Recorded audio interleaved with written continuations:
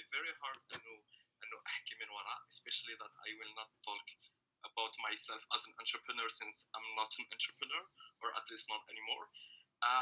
So راح أحكي more about some assumption, some trends, some current trends تاع entrepreneurship that is happening in many parts of the world, as well as what we are expecting إيش إحنا بننتظره بعد جائحة الكورونا.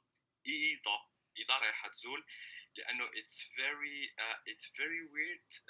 There is a report that was published 2 weeks ago من جامعة Tufts University, that is like the university specialized in the researches in the Essex, in the Massachusetts. وهم يعني in this report they are explaining that they are preparing themselves عشان بيشتغلوا remotely حتى السبرينج 2022. I mean in 2 years, in 1 year and a half. So this is so important, and actually it's the first university.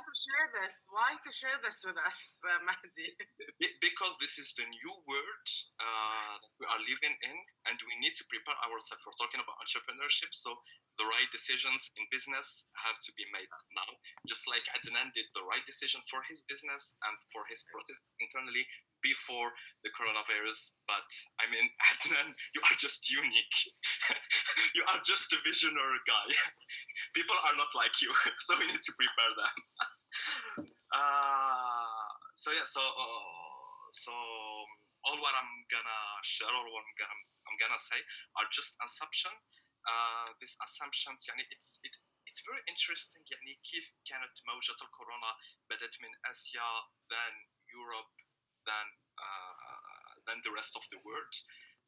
Even all the processes, all the new investment technique, or the new trends in entrepreneurship are going exactly following يعني نفس الموجة.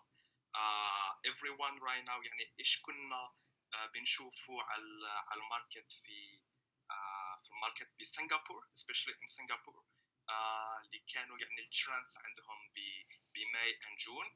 هلا إحنا بنشوفوها in Europe, and people in the US are preparing for it. And as you know, the rest of the world, Latin America, Africa, the Arab world, are just following this,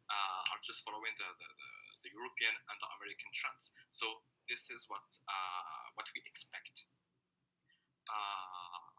to be happening as well. I will راح أحكي كتير على التك sector, التك industry, يعني education and technology, لأنه أنا بشتغل بيها.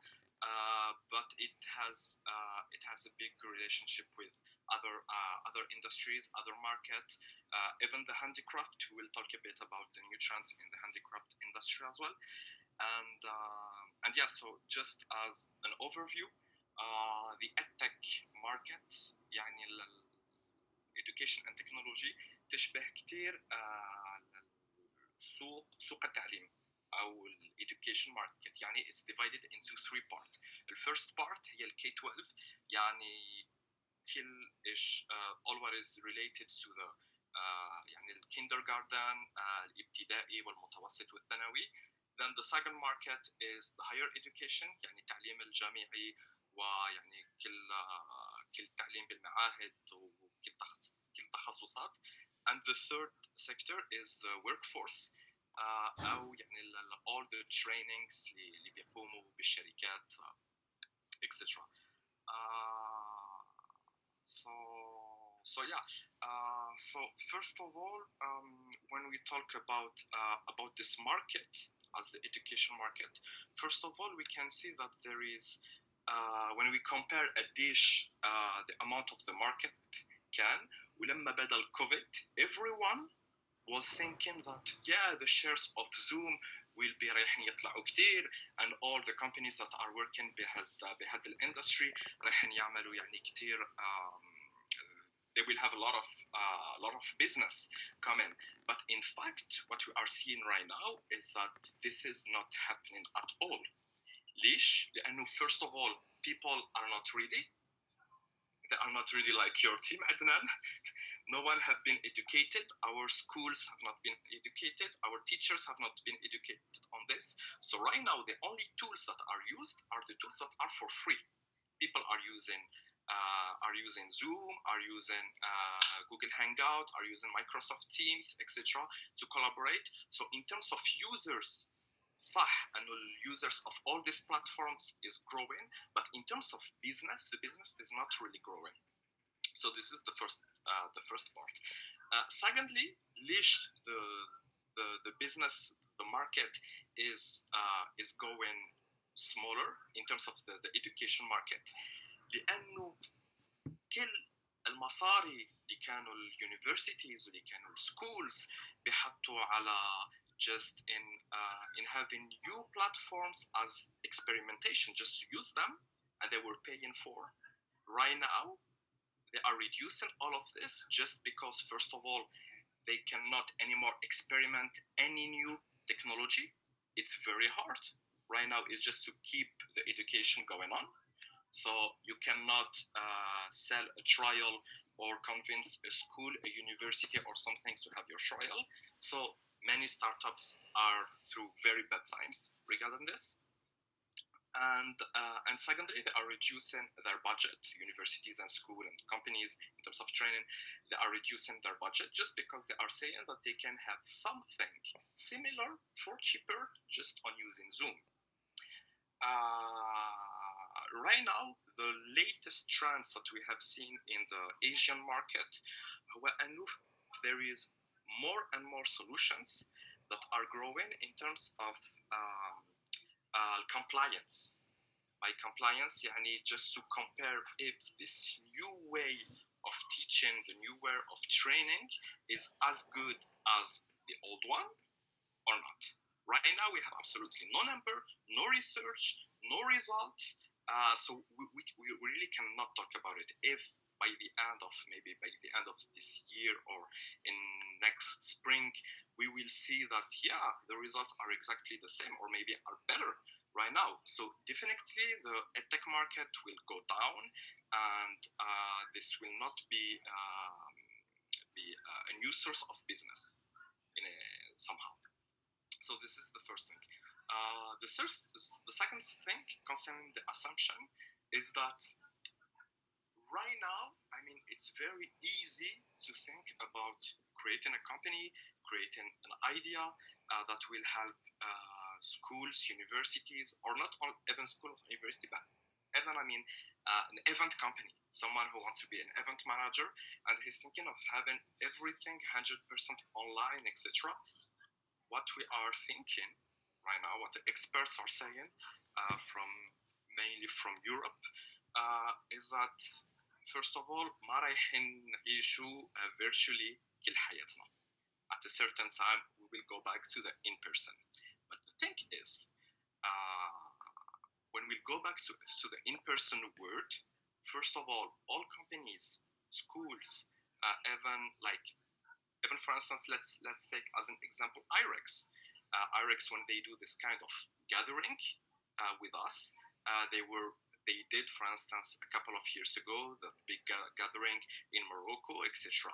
But after this series of online workshop, if they see that the results are similar, they will have no need to invest thousands of bucks of dollars just to gather us all together if they can have it for free, or at least reducing their costs. So I'll do my best to see you again, guys.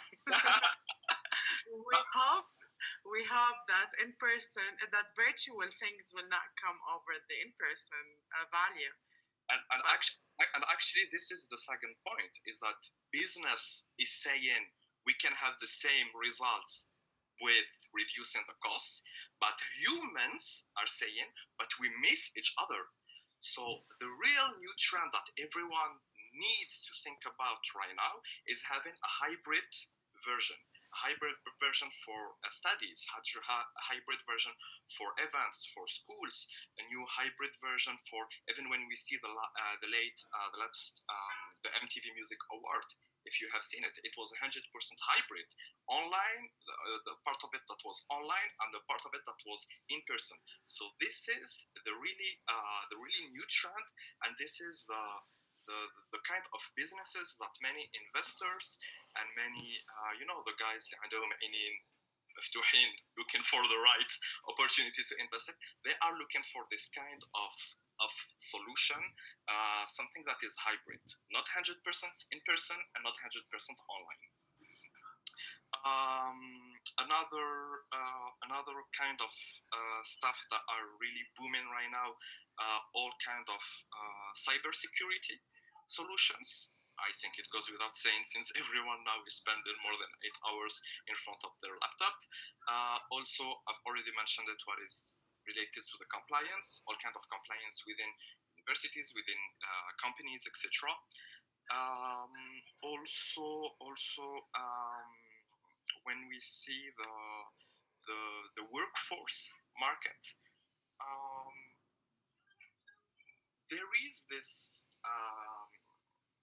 how to say this an important increase in the market concerning all what is related to the internal training for employees.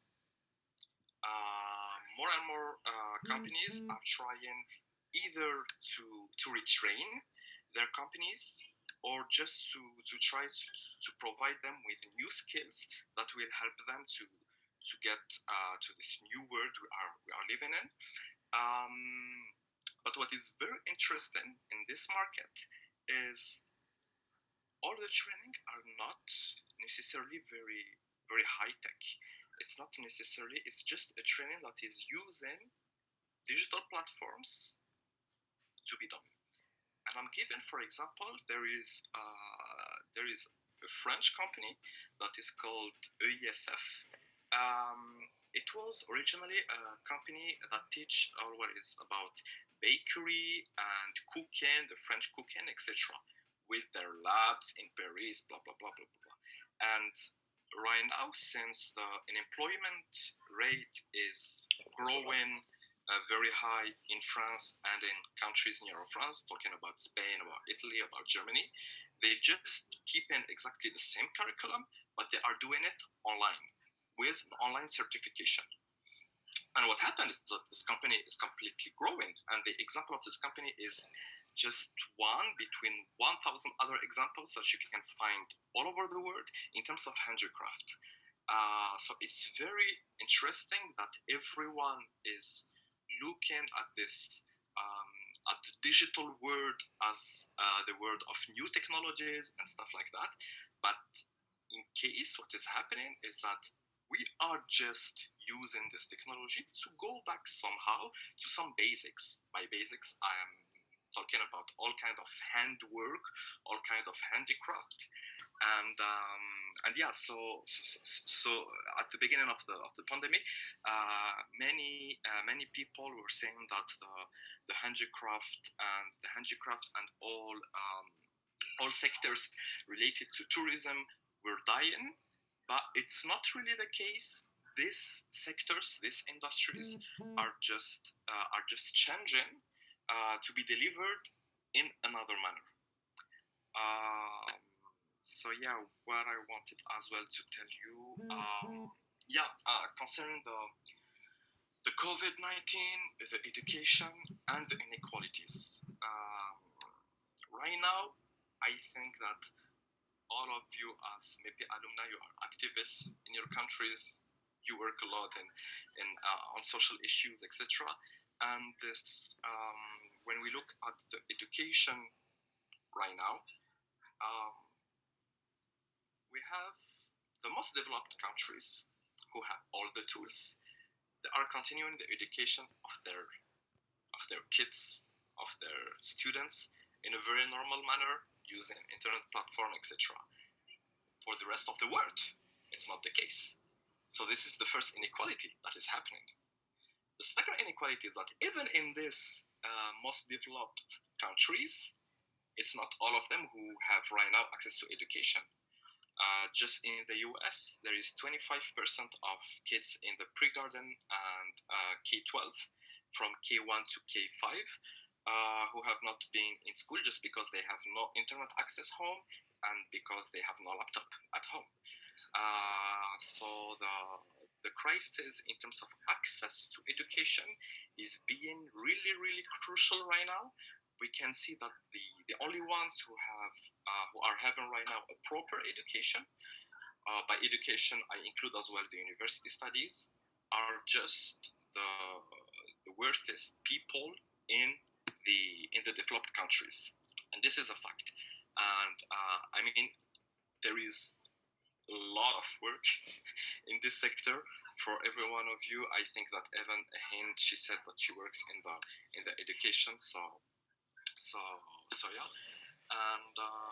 And I will finish just talking a bit about the investment, because in terms of investment, it was so interesting right now, and we are learning every day new trends and new stuff, and people are thinking so differently and change their mind from a day to another.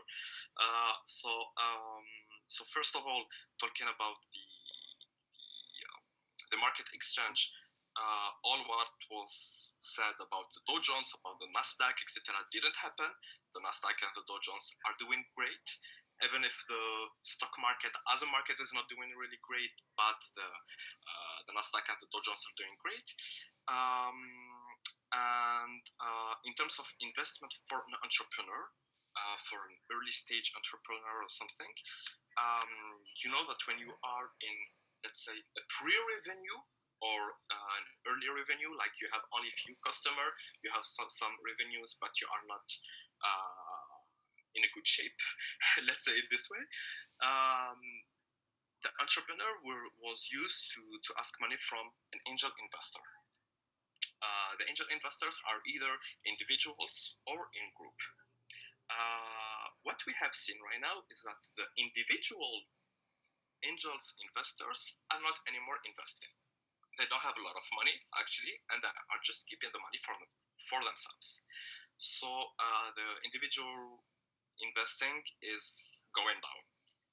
Meanwhile, these same investors that are not giving individually, they are more and more interested and attracted by the group of angel investors.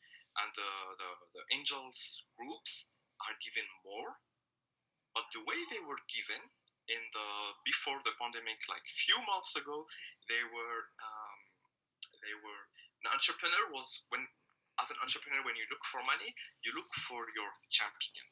Who is your champion in the business world? The champion is the first one, the first investor who will give you money and who will make the other to trust you and to follow you.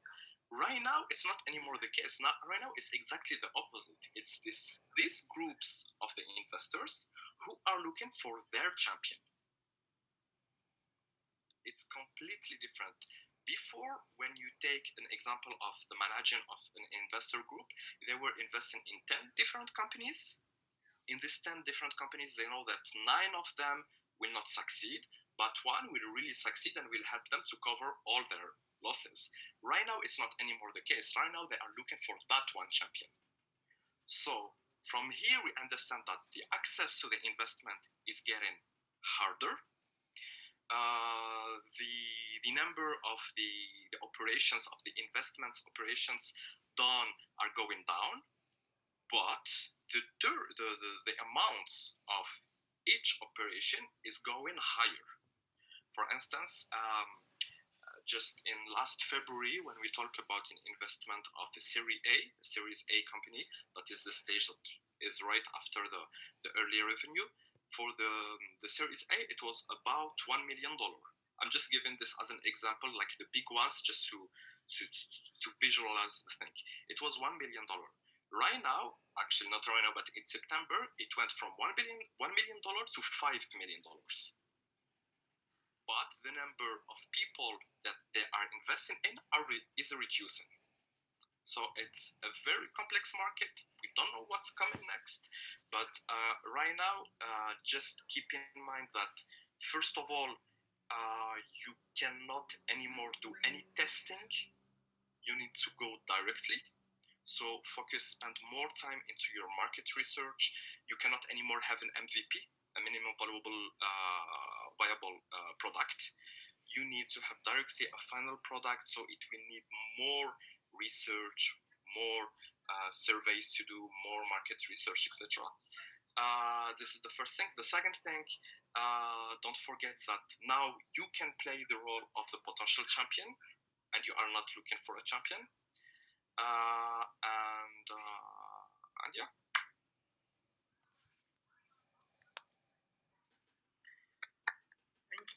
Thank you, Mahdi. Thank you so much.